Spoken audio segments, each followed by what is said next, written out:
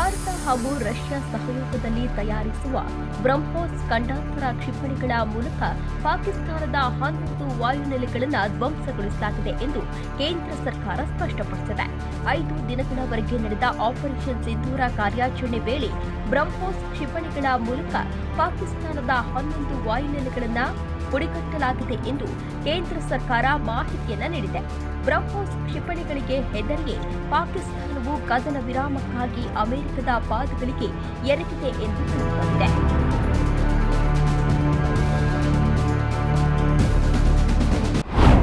ಹಾಗಾದರೆ ವಾಯುನೆಲೆಗಳು ಯಾವುವು ಅಂತ ನೋಡುವುದಾದರೆ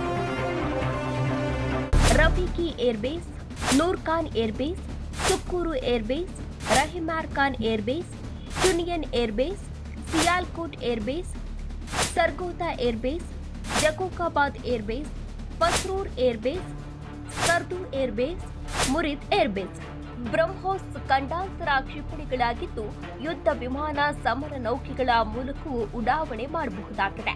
ಇವು 100 ಕಿಲೋಮೀಟರ್ ದೂರದಲ್ಲಿರುವ ನೆಲೆಗಳನ್ನು ಹೊಡೆದುರುಳಿಸುವ ಸಾಮರ್ಥ್ಯವನ್ನ ಹೊಂದಿವೆ. ಹಾಗಾಗಿಯೇ ಭಾರತವು ಆಪರೇಷನ್ ಸಿಂಧೂರ ಕೈಗೊಳ್ಳುವಾಗ ರಾಫೆಲ್ ಯುದ್ಧ ವಿಮಾನಗಳ ಜೊತೆಗೆ ಬ್ರಹ್ಮೋಸ್ ಕ್ಷಿಪಣಿಗಳನ್ನು ಬಳಸಿದೆ ಎಂದು ಹೇಳಲಾಗ್ತಿದೆ. ಏಪ್ರಿಲ್ 22ರ ಪಹಲ್ಗಾಮ್ ಉಗ್ರರ ದಾಳಿಗೆ ಪ್ರತಿಯಾಗಿ ಭಾರತ ಕೈಗೊಂಡ ಪ್ರತಿದಾಳಿಯ ವೇಳೆ ಹಲವು ವಾಯುನೆಲೆಗಳು ಧ್ವಂಸಗೊಂಡಿವೆ ಎಂದು ಖುದ್ದು ಪಾಕಿಸ್ತಾನ ಪ್ರಧಾನಿಯೇ ಒಪ್ಪಿಕೊಂಡಿದ್ದಾರೆ. ಇದರ ಮಧ್ಯೆಯೇ ಉತ್ತರ ಪ್ರದೇಶದಲ್ಲಿ ವರ್ಷಕ್ಕೆ 80ರಿಂದ 100 ಬ್ರಹ್ಮೋಸ್ ಕ್ಷಿಪಣಿಗಳನ್ನು ಉತ್ಪಾದಿಸುವ ಬ್ರಹ್ಮೋಸ್ ತಯಾರಿಕಾ ಕಾರ್ಖಾನೆಗೆ ಕೇಂದ್ರ ಸರ್ಕಾರ ಭಾನುವಾರ ಚಾಲನೆಯನ್ನ ನೀಡಿದೆ.